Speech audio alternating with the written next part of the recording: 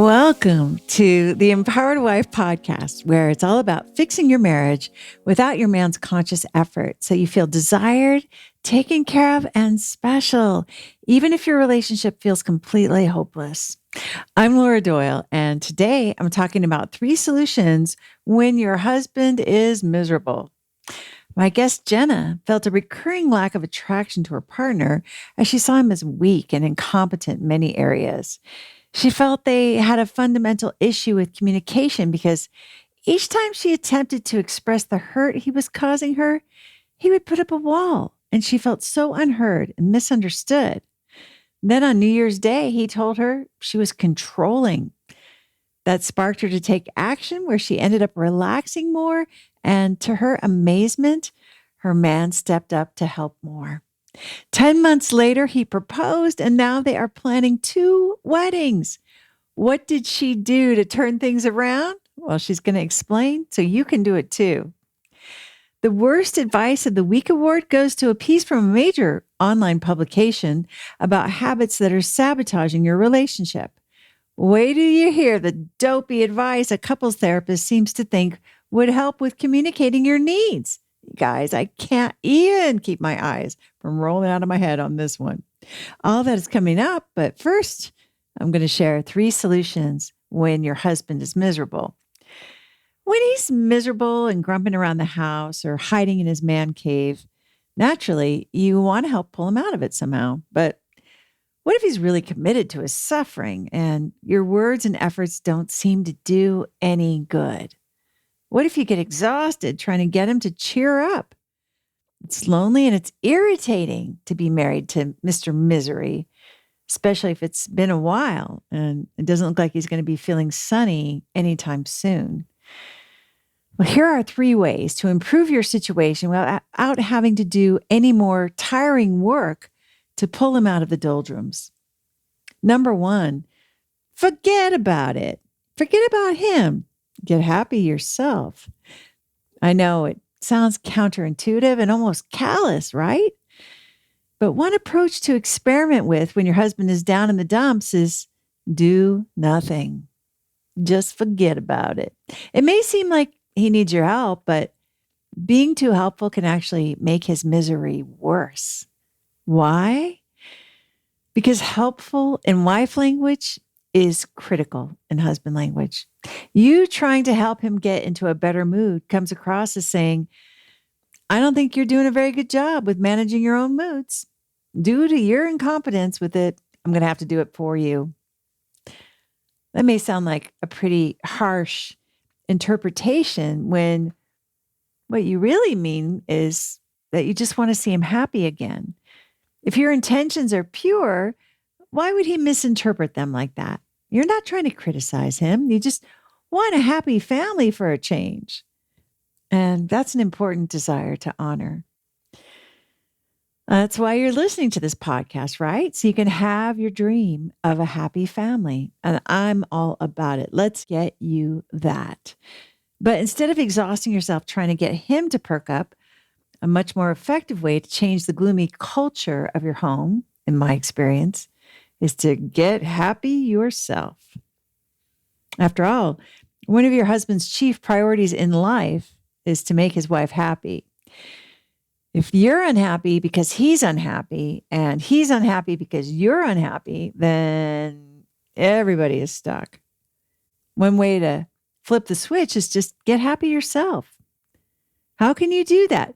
What if that really was the key to making him happy? Wouldn't you be sure to make yourself smile? One student shared that she felt such dread when her husband got home from work because he was always grumpy and unhappy at that time.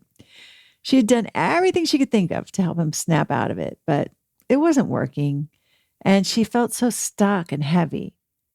But then she had an idea to just think of something fun for her to do when he got home and leave him to his own devices. So she greeted him when he got home and went out to play in her flower garden. And next thing you know, Mr. Gloomy Pants himself was out there with her, happily playing in the dirt too. Number 2, ask to borrow his brain. I love the part about my husband where he feels loved the most when he's doing something for me, like killing scary spiders, carrying heavy boxes, charging the car for me. We're so compatible because he loves doing things for me and I love feeling like a Disney princess. But it wasn't always this way. I used to think I had to pull my own weight at all times, and I just did all that stuff myself. But that deprived my husband of opportunities to be my hero, and it deprived me of feeling special and taken care of. Lose, lose. I love the way it was explained to me by a comparative religion student who told me that in Eastern philosophy, every object has yin, or the feminine energy, and yang, or masculine energy, like a coffee cup, for example. The structure of the cup, but maybe the ceramic form and the handle, that's the yang, that's the masculine part. And the part that can hold the coffee, that's the yin, that's the feminine part. Now, imagine a coffee cup that couldn't receive coffee. It would have no purpose. And without the yin, the yang has no purpose. And this is true with husbands too. One thing to investigate when your husband is miserable is whether you are receiving from him. Are you giving him the opportunity to delight you? Are you pleasable yourself? Because husband misery can be an indication that he doesn't feel purposeful. And one important purpose in his life is pleasing you. So instead of focusing on his misery, what if you let him solve one of your problems? What if you asked to borrow his brain about a situation that you're feeling pressured, stressed, or worried about? Not a situation where it might come across as a criticism of him. Anything that could be perceived as a criticism of him, of course, because that could make any mere mortal defensive. But if there's a situation at work or with your mom or with your dog that's giving you distress, consider asking the guy you married to have a crack at helping you navigate it. You might think he has enough to worry about, but what if he doesn't? Number 3, focus on what's going right. This habit has been life-changing for me. I still do it every day. It's all about being careful what I'm focusing on. If your husband is never upbeat or cheerful and is always a downer, you might think none of this is going to work for you. But consider putting on a new pair of perspectacles to see if that helps. After all, when you're thinking about how he's never upbeat, never is a long time, an impossibly long time. No one is never upbeat. It just can't be done. Your husband might be mostly a downer, but that means that occasionally he's upbeat. Occasionally is the same as sometimes. So you could change your spouse fulfilling prophecy from he's never upbeat to he's sometimes upbeat, or maybe even to just he's upbeat. Since what you focus on increases, you could focus on the times that he's smiling or cheerful and collect them as evidence for your new and, let's face it, improved mantra. Sure, you're going to have to open your eyes a little wider and choose your focus carefully to not fall back into your old mantra that he's Eeyore's twin. But this is a crazy effective practice in my experience for flipping the switch and having a completely different experience than the unpleasant one that I was having right before I chose my focus carefully. What you seek matters. So it's kind of exciting to think about what you're looking for. What are you expecting to find about your husband? Because what I've noticed is that the more I look for evidence of the things I want to experience, the more I find them. If you'd like to be my guest on the Empowered Wife podcast and share about how you fixed a struggling relationship using the 6 intimacy skills, I would love to interview you.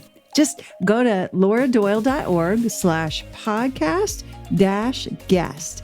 to let me know that you are willing to make a big contribution to ending world divorce by telling your relationship story. I look forward to meeting you. That's lauradoyle.org/podcast-guest. My guest, Jenna, felt a recurring lack of attraction to her partner because she saw him as weak and incompetent in many areas. She felt they had a fundamental issue with communication because each time she attempted to express the hurt he was causing her, he would put up a wall, and she felt so unheard and misunderstood. And then on New Year's Day, he told her she was controlling. That sparked her to take action, where she ended up relaxing more. And to her amazement, her man stepped up to help more. 10 months later, he proposed, and now they're planning 2 weddings. What did she do to turn things around? She's going to explain so you can do it too. Jenna, welcome to the Empowered Wife podcast. Thank you so much for coming on today. Thank you, Laura. Thanks so much for having me. Well, I want to hear the whole story. So tell us what it was like in the battle days in your relationship. Sure. Yeah. So I'd love to share.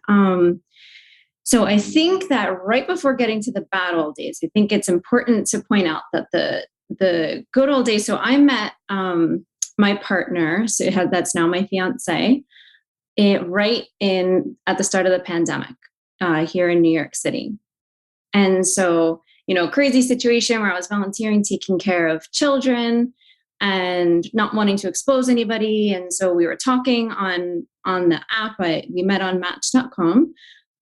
So we were talking, and then we ended up meeting up and really, really hitting it off. And things were just incredible. I was like, what an amazing man that I've met. I mean, right from the beginning, he was there for me through the trauma, through the stress. And so that was the very end of March 2020. And by the summer, I was practically living with him because of the way that, the pandemic was. So I was spending many, many weekends at his house, and we got so close so quickly. And I do have to say that remote teaching in the beginning, so I'm a teacher, remote teaching in the beginning was, it was really easy to have time to yourself, I have to say. And so I had a lot of time to take care of myself, to get a lot of self-care in and to just be fully available for my relationship. So honestly, it was bliss to the point that I was waking up in the morning being like, is this real? We were really, really happy until about the end of August. So the end of August, I went back. I'm a public school teacher here in New York City. And we went back to in-person teaching, and I went under. It was, we had many, many children in our school that lost parents from COVID. And so I just gave and gave and gave and poured from my cup until really I just felt like there wasn't much left to me. And so soon after that, I officially moved in with Manos. I left my apartment. We knew that things were very serious, and, we were excited to move forward. It just made sense for the time. But I was depleted. I was really, really depleted. And another thing was that I would come home, and this, I guess it's what I grew up with. It's what I always saw as a child watching my mom. I wanted to be a good enough woman for him. Mm-hmm. And so I would come home after pouring from my cup at work, and I would just dive headfirst into the chores. And, the dishes had to be done, the bed had to be made, the clothes had to be folded, the floors had to be clean. And it was crazy. So my partner is really, really close to his mom. And right from the beginning, there is almost like this silent competition for me. I had to be as good as her. I had to be everything that his mom was to him. Just so much pressure. And so I was feeling all of this pressure at work, and then all of this internal pressure at home for me to be a good enough woman.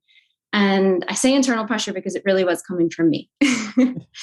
And so, after long days at work, I would come home, spend a couple hours making the house perfect before he came home. And then I absolutely had nothing to give when he walked through the door. And I would try to greet him with a smile, but the resentment just poured out. I felt alone in the housework. I felt desperate to find myself again. I felt like I had lost myself sometime in the end of August. And I think it was in December, my therapist asked me, I was seeing a therapist at the time. He asked me what I was doing for myself. And all he got was silence. I could not think of the last time that I spent 5 minutes taking care of myself, taking a bath, going for a walk. I just couldn't come up with it. Wow. And so, yeah, so my partner would come home looking forward to seeing me, happy to see me, I guess in the beginning, until the routine of my just, I was just not a pleasant person to come home to. And I resented him. I resented him because he didn't help me clean. I resented him because I thought that this was what was expected of me, and I couldn't keep up with it. And so I couldn't hold this in. I couldn't bite my tongue. I thought that it was my place to say how I felt, to say that I was the only one folding the clothes, that I was the only one washing the dishes, that I was the only one keeping the bathroom clean. I thought that I had the right to say that because I was working very hard as well. And he didn't take well to it. I have to Really? say. You don't say. He didn't take well to it. No. How did it come out, you think, when you said that?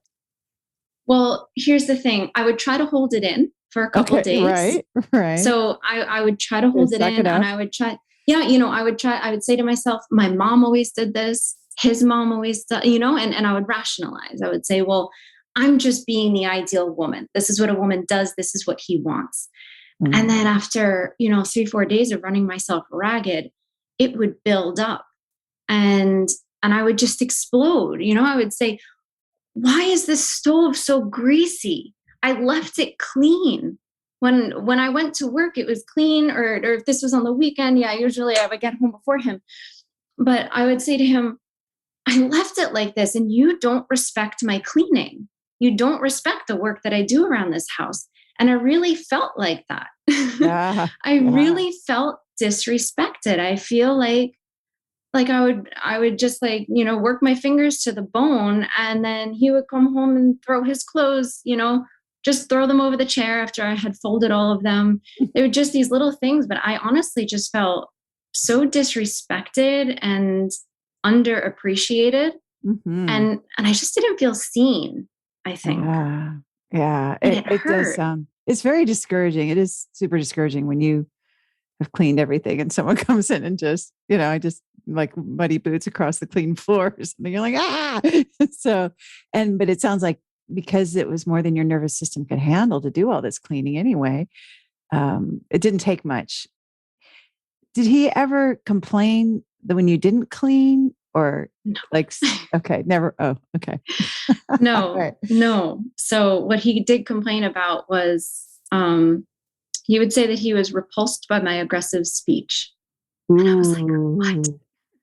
Ouch. Yeah, that was really difficult because what I wanted to hear was, oh my gosh, yeah, you really are doing a lot. Thank you. I'm going to help you out. And instead I got, no, I'm repulsed by your aggressive speech. So I was like, I felt like there was nowhere to turn. I either had to just bite my tongue and not say anything and just grin and bear it, or open up and get attacked. And then I would feel even worse. Ouch. Well, so did you feel like this threatened the relationship as a whole? Like, did you ever start thinking, you know what, maybe this isn't the guy for me? I have to say, I did not feel like the relationship was threatened overall. I really did believe that we had what it took. He's amazing, and I never lost sight of that. But I did begin to feel a sense of desperation because somewhere deep down, I knew that this was coming from me. I knew that I was misfiring somewhere. I just had no idea where, because I noticed that it's almost like he would come through the door wanting this to be a good day. And I was the one that was bringing the resentment. And then it would very, very quickly, downward spiral, and we would feed into each other. And so somehow I did feel like it was up to me. I was desperate for an answer. I had no idea where to turn. Yeah. Mm-hmm. Yeah. I just am thinking too. I know for me, I just had I had such an emotional hangover after I would unload. And so you were having these hangovers too, probably. Mm-hmm. Yeah. Oh, yeah. Oh my gosh. I was losing weight. Oh, The stress not in a good work, way. Yeah. yes, Right? not in Yeah, a you good don't way. need to The lose stress weight. at work, Yeah. right, Okay. compiled with the stress at home. I wasn't sleeping well. And now that I'm in wonderful days, I know how, my goodness, a peaceful relationship can add exponentially to your overall emotional well-being and health. And it makes so much sense. The toll that it was taking on my health during that time period. Yeah. So it was unsustainable, it sounds like, with that level of stress. It was. Yeah. I felt desperate for an answer. I really did feel like it was in me, but I had no idea where to go to fix it. You were going to therapy. So, and I love that the therapist asked you, what have you done for Jenna lately? And you didn't have an answer to that. So was that helping? Was it helping to go to therapy? To be honest, it wasn't. I I felt like it got to the point where I had a really great story, and he kind of looked forward to my soap opera each week, and it felt good to tell a great story, but I wasn't getting an actionable plan. And so when he asked me that question specifically, what I had done for myself, he bought into my answer of, there is simply no time. Oh, I have children in my class who lost their parents. These learning gaps are unreal. The schools are opening, they're closing, they're opening and closing. I have to keep these kids afloat. And he bought into it. okay. And so there wasn't, like, my therapist didn't have an answer for me. I just thought I was sincerely up the creek without a paddle. Yeah, I was really desperate. The circumstances, the situation you were in, there was not ever going to be a way for you to take care of Jenna. So no wonder you felt so desperate. Yeah. Well, so what happened? So then I got a break from work, right? So we went on our Christmas break, and I was going to be traveling to my partner's. We were going to be traveling together to my partner's, his native country where he grew up. And we were going to meet his family. Even through all of this, somehow he wanted to introduce me to his family. And then COVID canceled those plans. And so we ended up both having 9 days off at home. And I thought to myself, this is going to be great. If I'm just saturated at work, and I'm finally going to have this time to relax and get back everything that we had over the summer. And it was not that at all. It was really a very, very difficult, if not the most difficult time in our relationship. I would just wake up seemingly every morning with a new obsession. One morning it was, how can I be with somebody who doesn't recycle? This sounds so ridiculous now, but I would wake up and I'd say, I can't be with somebody that doesn't share these values with me. This is so important. Conservation and like Mother Earth are just so important to me. And I need to get this man to recycle. And so I'd gotten the criticism about my aggressive speech, and I took his feedback, and I tried to pitch these things in the most polite way possible. Nicest way. Yeah. The nicest way possible. It's really, really important to me that you X, Y, and Z. So it's really, really important to me that you recycle. But this was it. And so at this point now, I'm being uber respectful, or so I thought. Oh, you think? Yes. Yeah. Yeah. I thought, like it was important to me. It was part of my values. How could I be with somebody that doesn't live out my value? It's like we had to be matched, and I knew exactly how to get us there. I would just change these little, these little things, just give my input and say what I needed. Yeah. Help him And improve. Yeah. yeah, he caught on to that manipulation. He did right away. He sniffed it right out in a way that no man has ever done. And I was baffled. He wouldn't change. He wouldn't. He wouldn't do it. And it's not like he wouldn't just refuse to do it. He would have these long lectures for me saying, I feel like you're step by step by step trying to change me into somebody I'm not. And that's repulsive to me. And that was a word that I heard a lot, was repulsive. And that really hurt me because I was just trying to be me. I was just trying to make it into a safe place for us. And it wasn't working. And so then, of course, when I heard that, I would get defensive because I felt like this was me and I was being genuine and honest. And I would get defensive. And then, before we know it, we're spiraling into one of these 3-4 hour conversations. And there was nowhere to go. There wasn't work to escape to because we were on vacation. And so it was just painful conversation after painful conversation.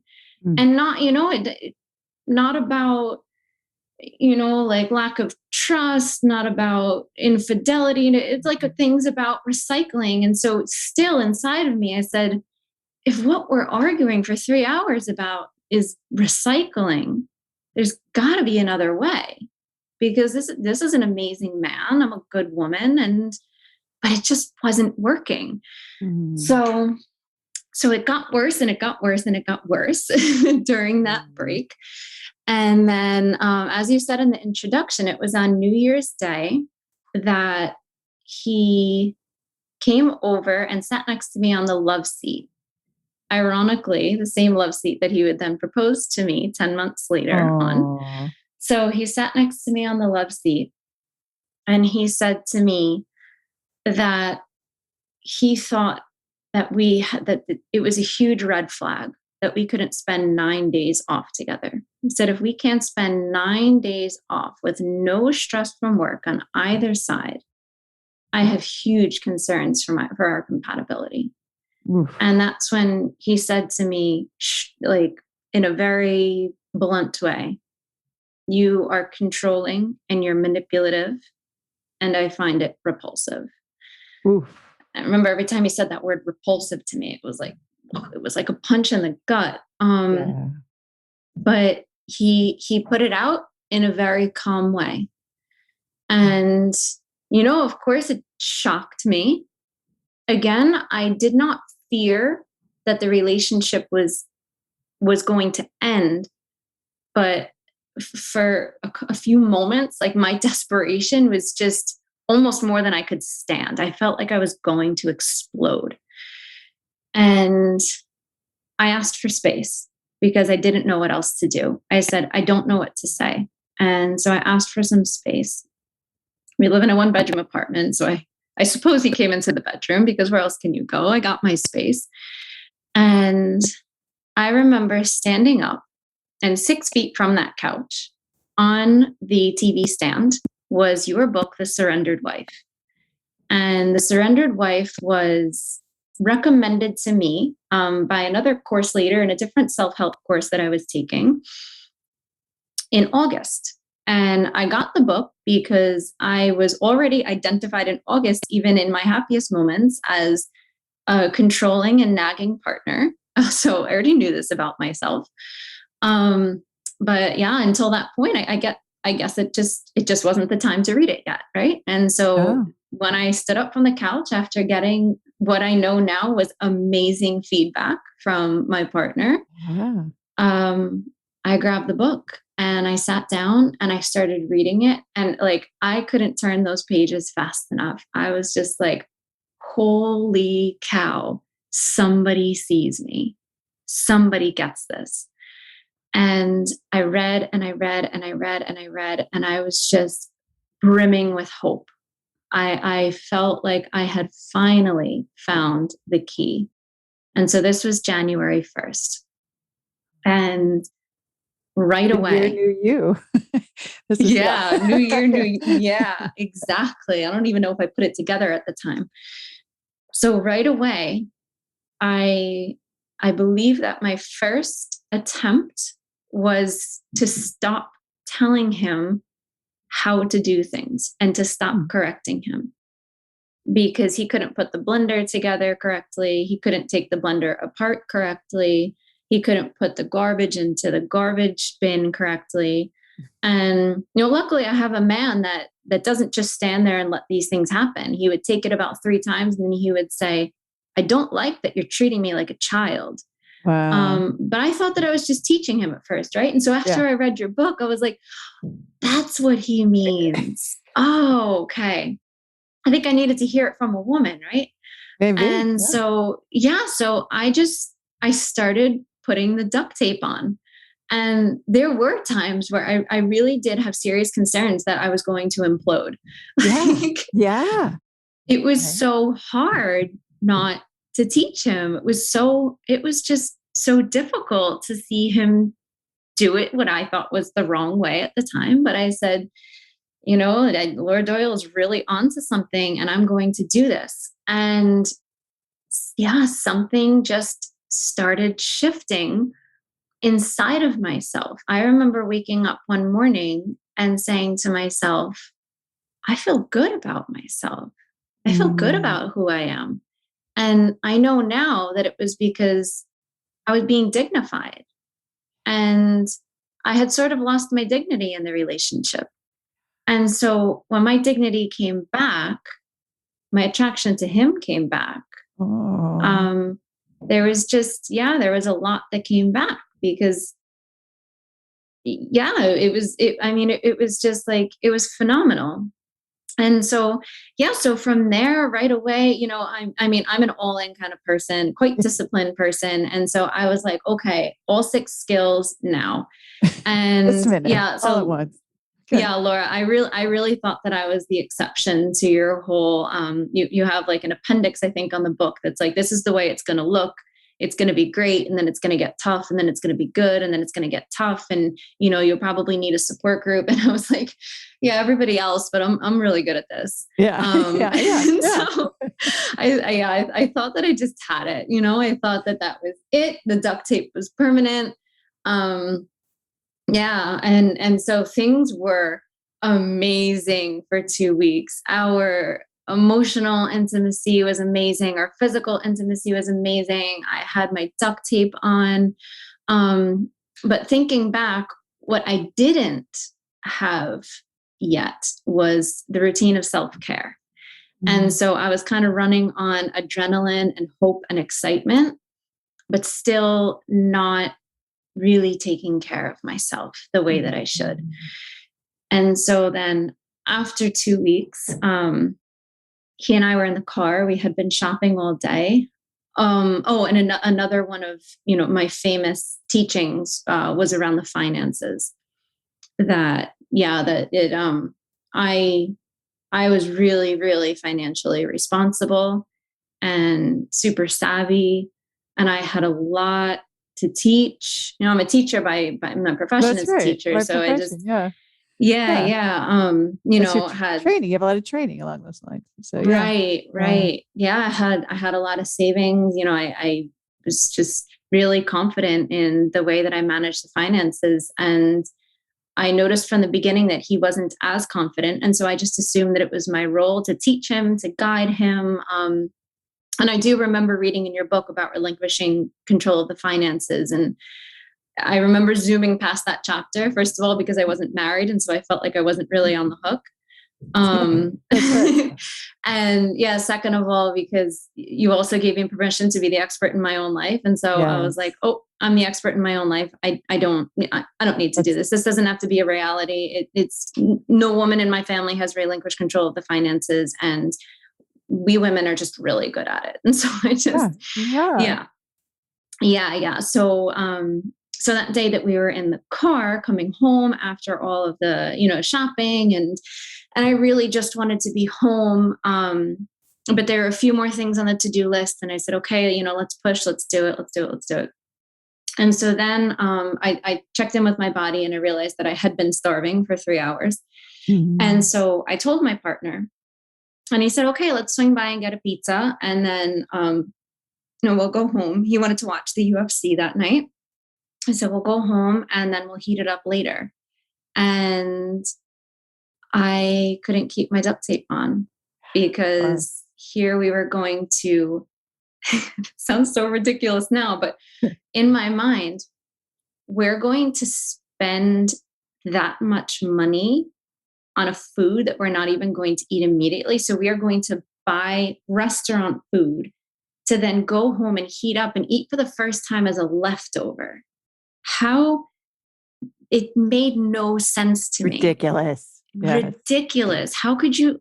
I mean, it's like, it's like going to a restaurant and buying food and bringing it home and waiting 3 hours and heating it up. Like, it made no sense to me. And I lost it. My duct tape fell off, and I was like, I don't understand how you can make these decisions. And yeah, things just kind of came crashing down. And I was like, all of a sudden my dignity was just like out the window, and it got really ugly really fast. I got super controlling. All of my old habits came rushing back to me. And I felt really, really sad. I felt very disappointed that I had made it 2 weeks with hardly a glitch, and then everything just came rushing back to me. Ouch. Yeah. Very Yeah, discouraging. Right. it was At this point, were you discouraging. thinking like, oh, I had so much hope, and now really that was just fake. This isn't going to work for me after all. Is that kind of how it felt? Or There was a part of me that wanted to believe that, because I yes. am absolutely a self-help burnout. I have done so many different programs, so many different courses, read so many different books. I've struggled with anxiety and depression since I was 12 years old. Mhm. And I have been trying to self-help and, get a therapy, a psychologist. I've been trying to work my way out of it since then. Or actually, I can confidently talk in past tense that I was trying to help myself out of that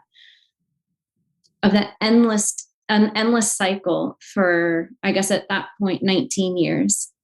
But there was honestly something about these skills that I knew very, very deep down that they worked and that they were going to work for me. I also knew that I couldn't do it alone. I needed help. I admitted that I was not the exception after all. And so, so from there, it was quite soon. I believe that what my first move was to buy a second book. I bought a book that's like a biography of maybe like 18 of your coaches, something like that.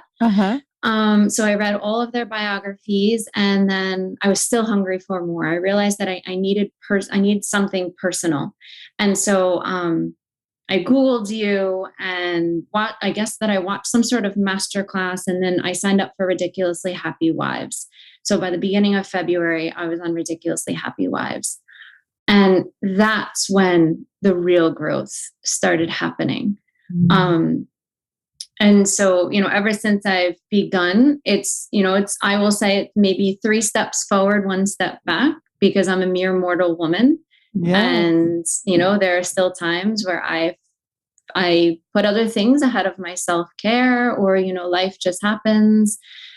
But I just steadily moved forward. And it was a beautiful experience.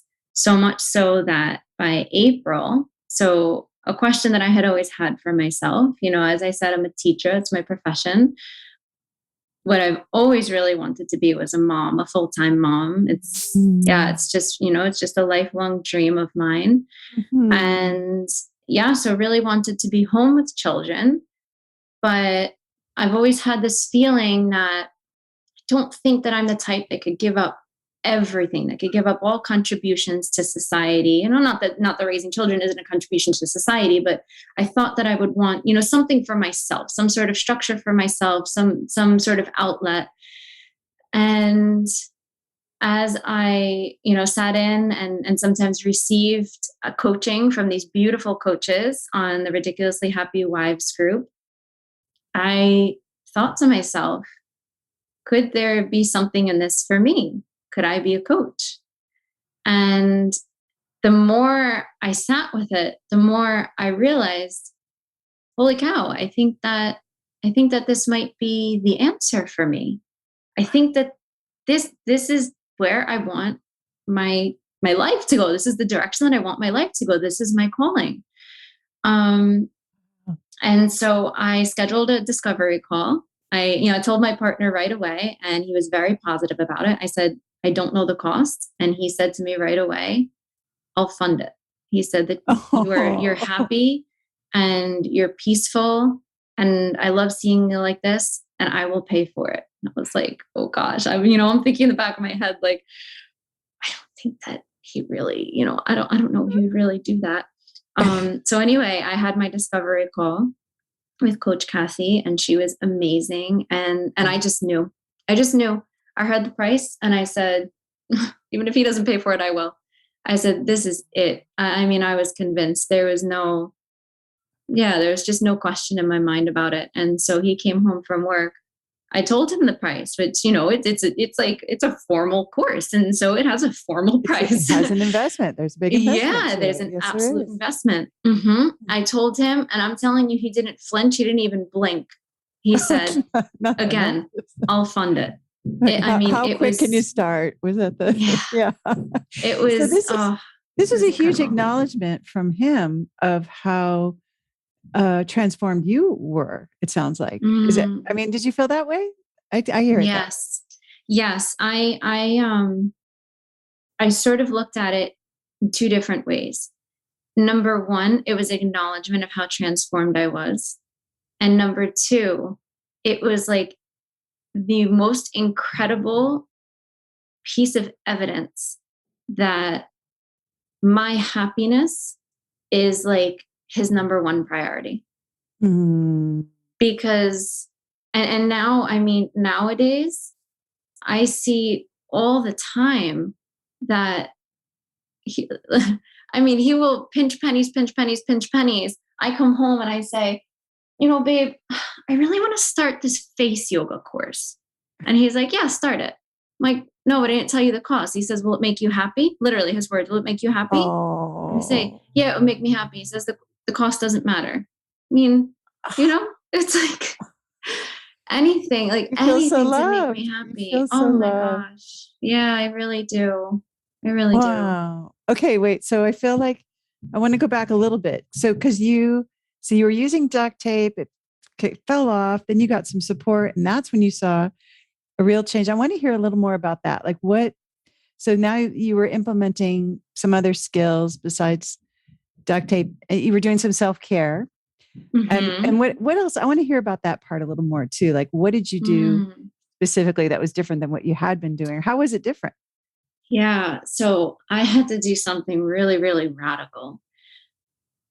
So in the line of women in my family, like my maternal grandmother, my mother, they were just like chronically busy, and to the extent that one time I was about 7 years old, I came home from a friend's house and I said to my Mom, Erica's mom was on the couch reading a magazine. Oh. And my mom, that was scandalous. It sounds like. I couldn't believe it. She was sitting down in the middle of the day when the sun was out, and she was reading a magazine. And yeah, I couldn't fathom it. And so, so this is what I was raised with. I was raised with, this notion that if you're not busy, then you're wasting time, or, you're not being efficient. I don't even really know how to fill in the second half of it. I just know that you must be busy. Right. Okay. And so that was, the mold, always busy. Yeah. And so this radical thing that I started doing was I would come home from work and I would be depleted. And I would say, Laura said to ask myself, how do I feel and what do I want? And when I was honest with myself and I would say, I feel depleted, the honest answer was not, and I want to do the dishes. And that I was bet it difficult. wasn't. No. Yeah, it was really difficult for me to admit to myself that this wasn't the answer for me. And so I had to really resist very deep-seated impulses to be that way. I had to resist this urge to be what was in my head an ideal woman. And it was hard for me, but I knew how desperate I felt before I found these skills. And I knew that the bits that I was able to resist were opening up this space inside of me that I didn't know was there. I just didn't know about it. And so I kept going, with this motivation of this is hard, but this is the answer. This is what you have to break. This impulsive busyness, this is what you have to break in order to find joy. I knew that I wasn't going to turn to my partner and getting him to do exactly half of the chores or whatever it was that I woke up in the morning feeling like he had to be. I no longer believed that was the answer. I knew that the answer was in my cultivating my own peace, my own fulfillment, joy, happiness. And if I can't say that I didn't feel guilty as I walked that path. I can't say that wasn't the heaviest lifting for me, because that was the heaviest lifting, was coming home and sometimes going 3 or 4 days without folding the laundry. That was really heavy lifting for me. It was difficult because I was, at the same time, I was relaxing, maybe painting my nails, but at the same time, I was actively shattering these shoulds, shattering these just like preconceived notions that this was what had to be done. And so just like miracles came out of that, absolute miracles. So the first miracle was that I started feeling spontaneously happy, just like for no good reason. I would just feel happy as if somebody did something amazing for me. And I realized that somebody was myself, and something amazing was the gift of space.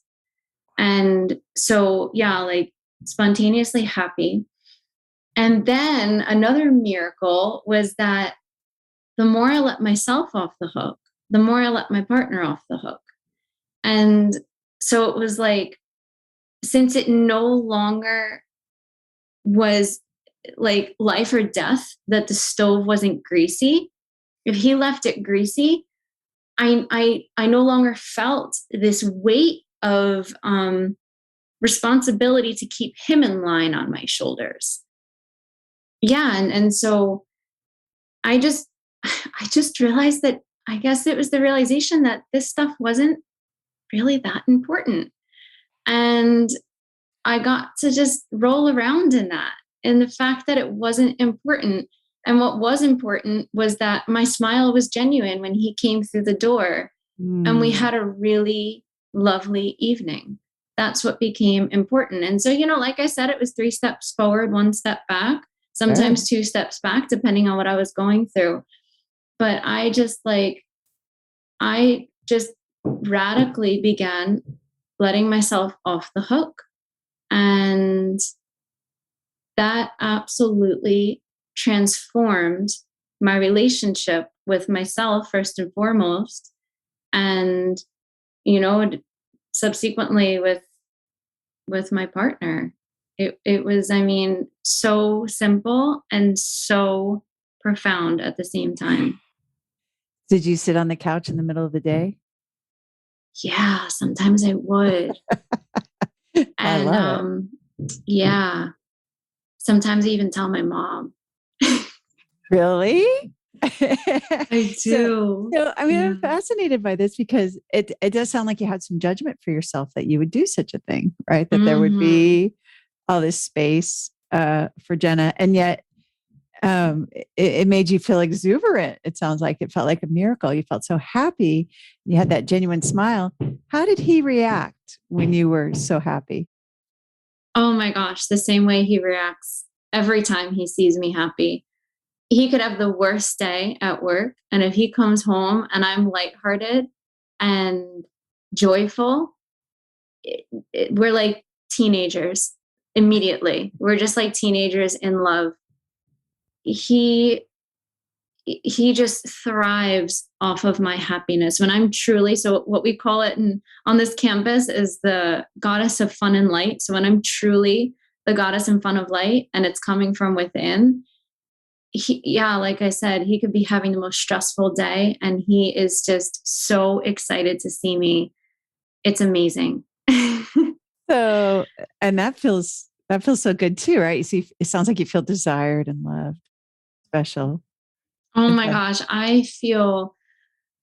just I feel like the most spoiled queen ever. Like, I feel like here's a person that I'm with that honestly, I can say his objective in life is to make me happy. And I'm not like, I don't have any reservations when I say that. His objective is to make me happy. I truly believe that he defines his success um, off of, at least in part or in great part, on my happiness. It's just it changes him. It changes who he is. It changes the way he carries himself. Um, it's really beautiful.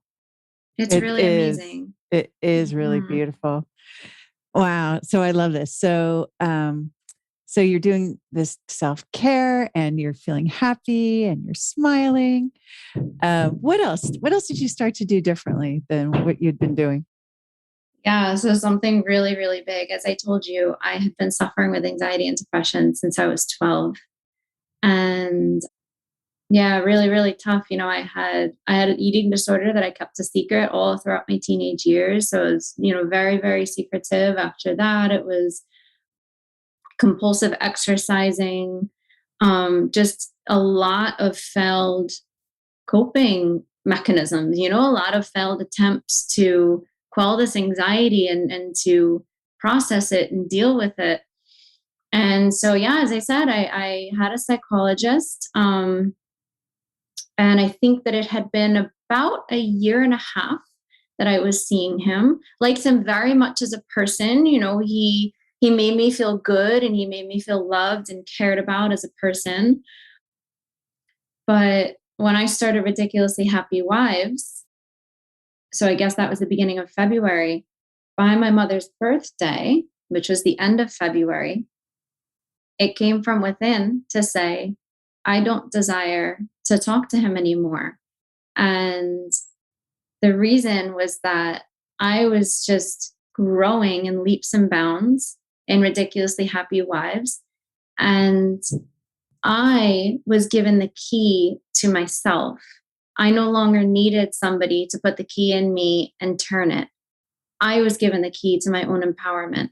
I knew exactly what it took to get myself out of needless emotional turmoil, which is, when your mind is sort of stuck on things like, I need my partner to recycle and I can't be with him if, I had a key for that.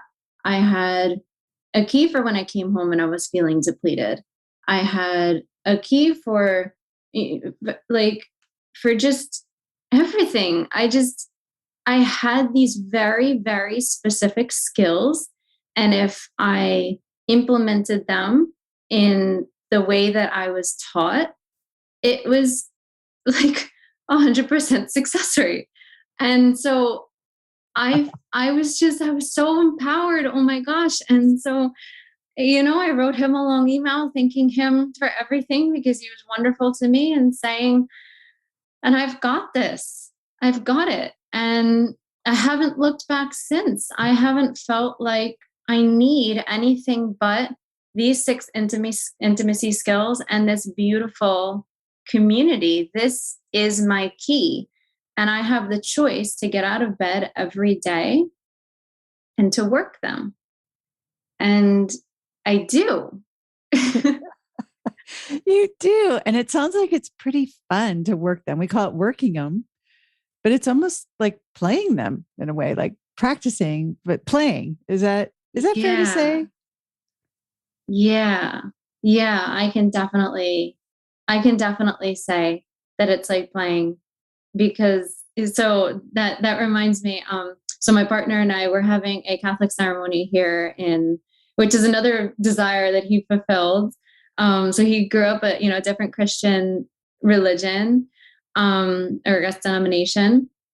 And I expressed a pure desire to get married in a Catholic church, thinking that, that would really conflict with his beliefs and with his values. But, I said, what the heck, I'm just going to express it. 2 days later, we were making arrangements and calling priests. So I was like, oh my gosh, there literally are no limits. Yeah. And so we went to a course. It's the pre-Cana course before the Catholic ceremony. Yeah. And we were just two little lovebirds in that course. And on one of the papers, it might make me cry as I'm saying it. It was the strengths of you, like the strengths that you bring to the relationship and the strengths that your partner brings to the relationship. And the first thing that Manos wrote was that I bring him joy. Oh.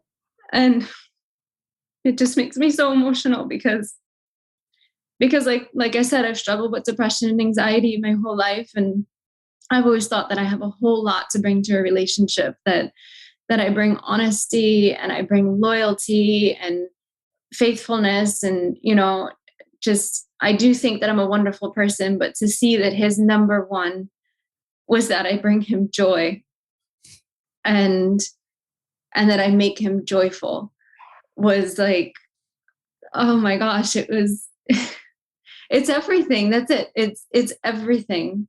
And I'm just so eternally grateful for this freedom, because that's what it really feels like. I feel like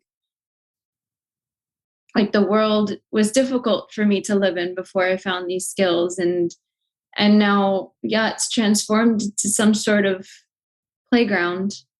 And I get to play with, this man that I fell in love with and that I knew was so amazing. I didn't know how to play with him before. And now I've been taught the skills. Wow. Do you ever feel surprised that they weren't introduced to you sooner in some other aspect of life? You've done a lot of self-help and therapy, and you're well educated. Does it ever just kind of astonish you? Yeah. What astonishes me most, that's a great question. What astonishes me most is how the opposite in many ways, and this is going to sound quite extreme to some people who are listening, but give it a shot. And so we are brought up, especially, this generation, right? My generation of 32, we're brought up, communication is everything. You have to tell everybody how you feel. You have to be honest. And so I really thought that, I was doing the right thing when I was displeased with the way that the stove looked. And by saying, when you leave the stove like this, I feel disrespected. I mean, literally, I was using the sentence frame that I was taught in one of many courses that I took, right? I was using my I feel statement. And so, I had no idea. And I think much of the world has no idea how much disrespect and control is really laced in that statement, and how much more effective it is to find the stove clean one day and say, oh, babe, oh my gosh, thank you so much. The stove is so clean. Thank you. And, then he's flying high because he's like, oh, yeah, I'm amazing. Like, look how Made her happy I made happy. her. I made her happy. Right? Yeah. Yeah. And yeah, so that's one option. Another option is just to express a pure desire, right? To just say, oh, I would love a clean kitchen. Right now I'm going to relax and I would really love a clean kitchen.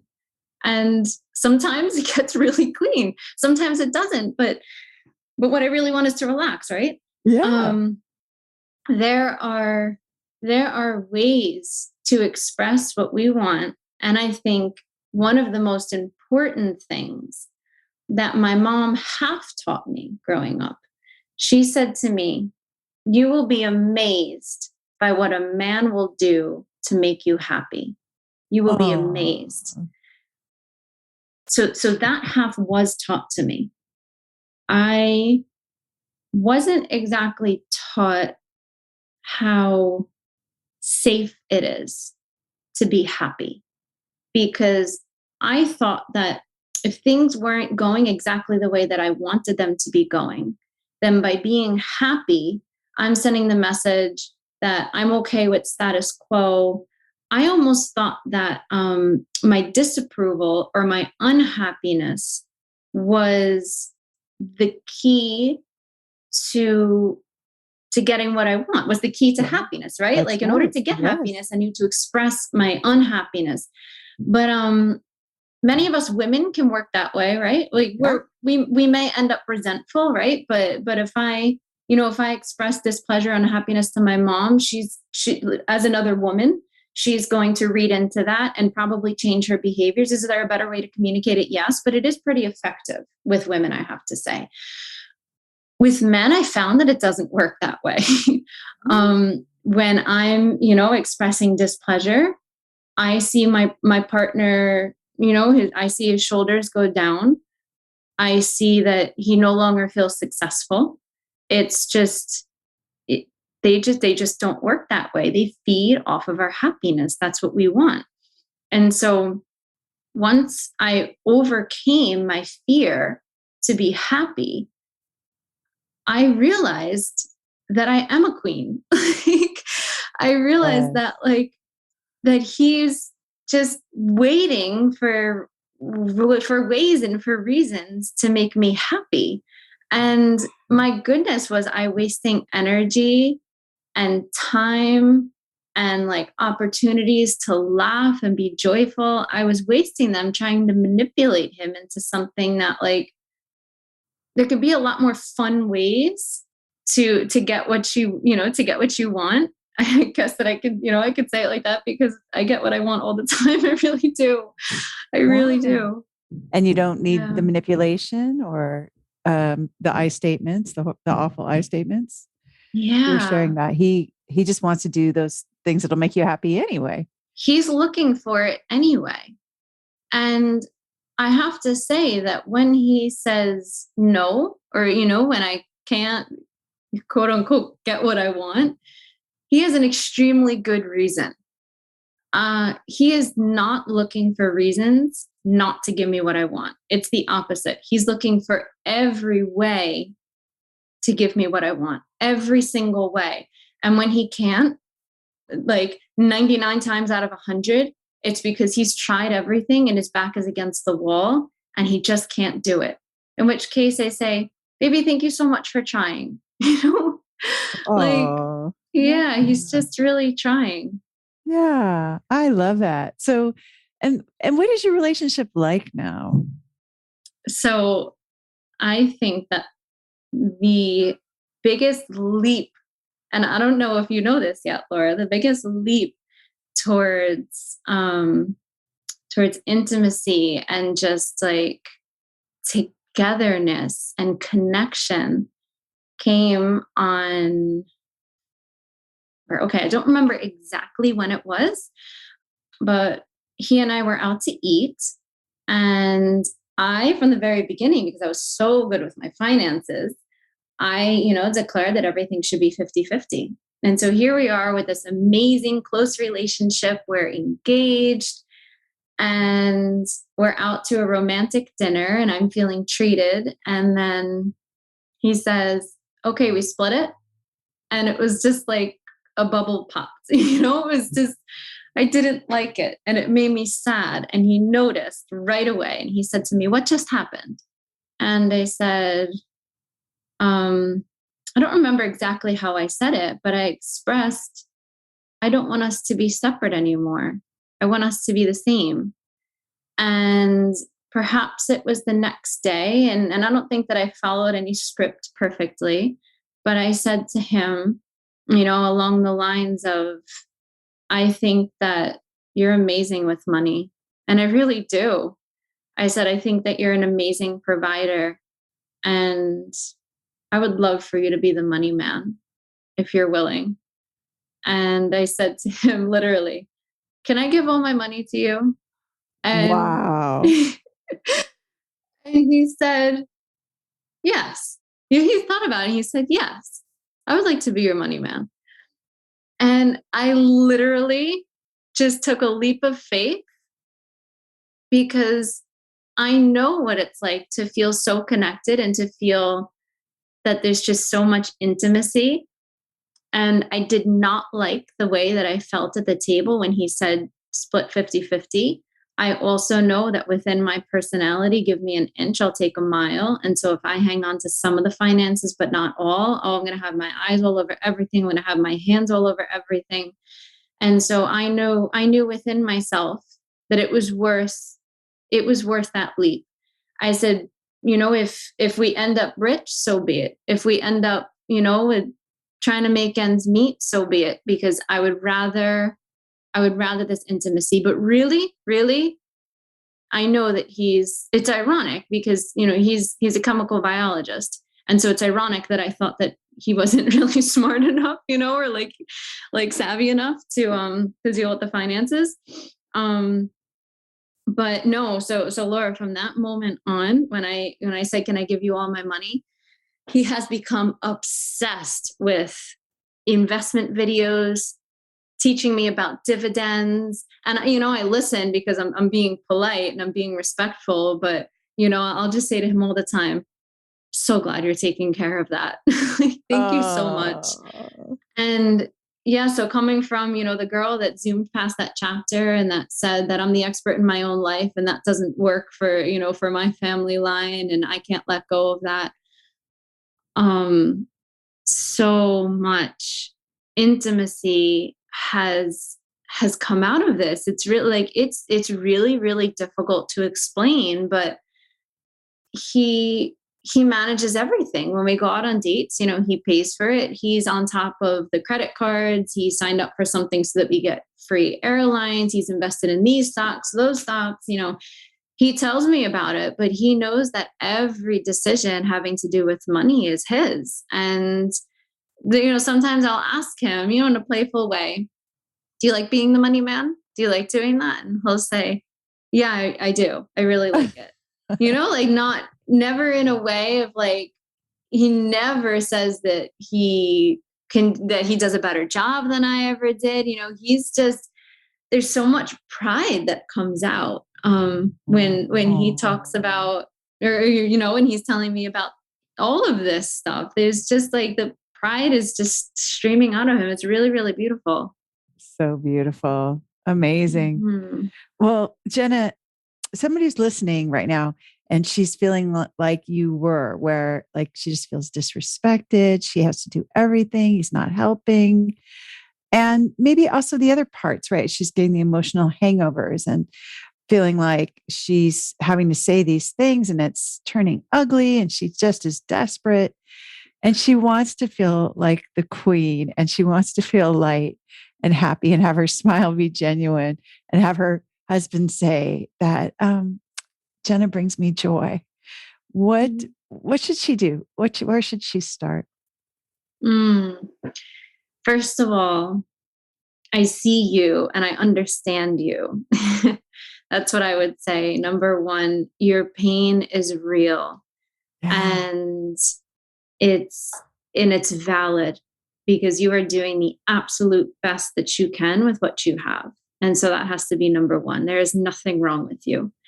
And number two is there is a path. There is a path, and it is safe. It is probably the safest path that you'll be on.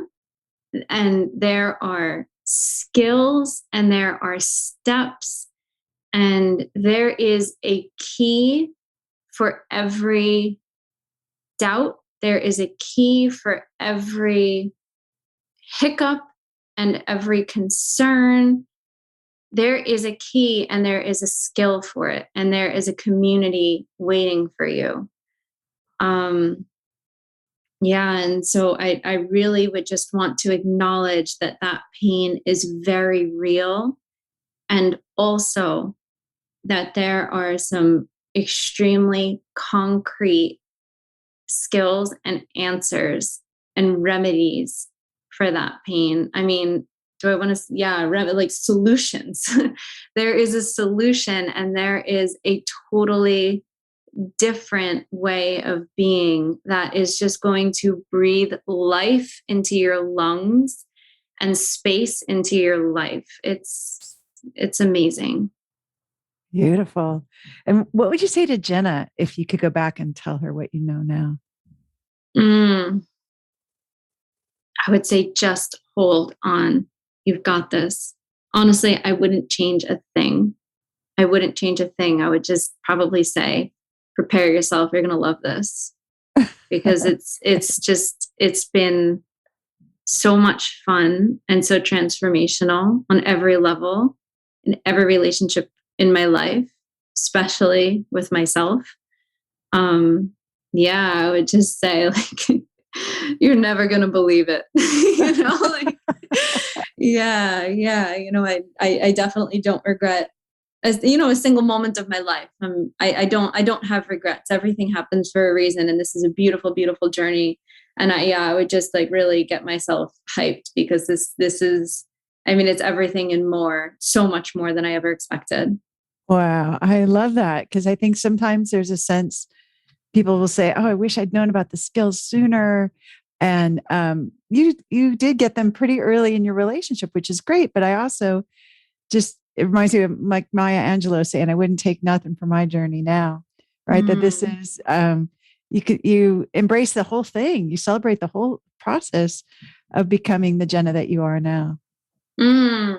I firmly believe that you only know light to the extent that you know darkness. And so you really measure how far you've come by comparing it to where you've been, right? And so the more, like I said, since I was 12, I've been struggling with this. And so that's a lot of built up negativity. That's a lot of built up pain. And so now, when I enjoy sometimes days of happiness on end, of like uninterrupted, seemingly happiness. Not to say that I don't have my hiccups, not to say that I don't still have my struggles, because I'm a mere mortal woman, and life is life. But man, if I didn't have my past to compare my present to, it wouldn't be so profound, I think. Beautiful. Well, Jenna, I think your story is amazing. I'm so inspired and impressed that you have, it sounds like, cured yourself of 20 years of anxiety and depression in the process of making your relationship shiny and happy, like teenagers who just bring each other a lot of joy. And I know that you're really enjoying planning those 2 wedding ceremonies. And so anyway, I couldn't be more inspired by this story. Thank you so much for coming on and sharing it with all of us today. Oh, thank you, Laura. This has been a really great experience. If you'd like to be my guest on the Empowered Wife podcast and share about how you fixed a struggling relationship using the 6 intimacy skills, I would love to interview you. Just go to lauradoyle.org/podcast-guest to let me know that you are willing to make a big contribution to ending world divorce by telling your relationship story. I look forward to meeting you. That's lauradoyle.org/podcast-guest. And now it's time for the Worst Relationship Advice of the Week award. It's the worst relationship advice of the worst relationship advice. Yeah, it's the worst relationship advice of the worst relationship advice of the week. And the advice that has me hopping mad this week is from an article in a major online publication about the habits that are sabotaging your relationship. Wait till you hear this dopey advice from a couples therapist who seems to think that his advice will not sabotage your relationship at all. The article says that one of the ways you might be sabotaging your relationship is by criticizing your partner instead of asking for what you need. Okay, well, so far, that's pretty good. I mean, criticism certainly hurts the intimacy. But then it goes on to explain what criticism is, first of all, because maybe we're babies and we don't know that, or maybe we just moved here from Mars, possibly. So they act like they know criticism from not criticism. And then it says, if we want our partners to do something differently, we should make a specific request for a change in their actions versus stating a negative judgment. Try saying, I feel disregarded when you don't tell me you're running late. I need you to call ahead of time so I can plan dinner accordingly. So, to summarize, their point is, why be critical when you can be critical and controlling? I just can't even stand it. I want to smack this advice around like a piñata, but long past when all the candy comes out. I just want to smack it around until it's a little paper mache pulp. Because saying, I feel disregarded is not even a feeling. Sad is a feeling. Happy is a feeling. Guilty is a feeling. Afraid is a feeling. Disregarded is code. It's a not so subtle way of saying, you disregarded me, jerk. Which, unless you're from Mars, and maybe it's different there, is a criticism. And saying, I need you to call ahead of time so I can plan dinner accordingly might inspire your husband to lose his phone or forget to call or possibly to join the witness protection program and make a clean getaway. But it will never inspire him to do what you really want, which is to hurry home from work to be with you so that you can laugh and flirt over dinner. The most likely outcome from using this wording to try to get what you want is that he will never call you when he's running late, and he will run later and later because who wants to be around a toothache of a critical, controlling person? Nobody. And for that reason, the advice to say, I feel disregarded when you don't tell me you're running late. I need you to call ahead of time so I can plan dinner accordingly is the very, very, very worst relationship advice I have heard all week. Listen and subscribe to the Empowered Wife podcast. Next week, I'll share 3 ways to respond when your husband wants a divorce. And in the meantime, I hope you're having lots of fun. Today's fun fact is that there are over 500 reviews for the Empowered Wife podcast on Apple Podcasts, and I've read every single one, and I'm so grateful for your beautiful comments and encouragement.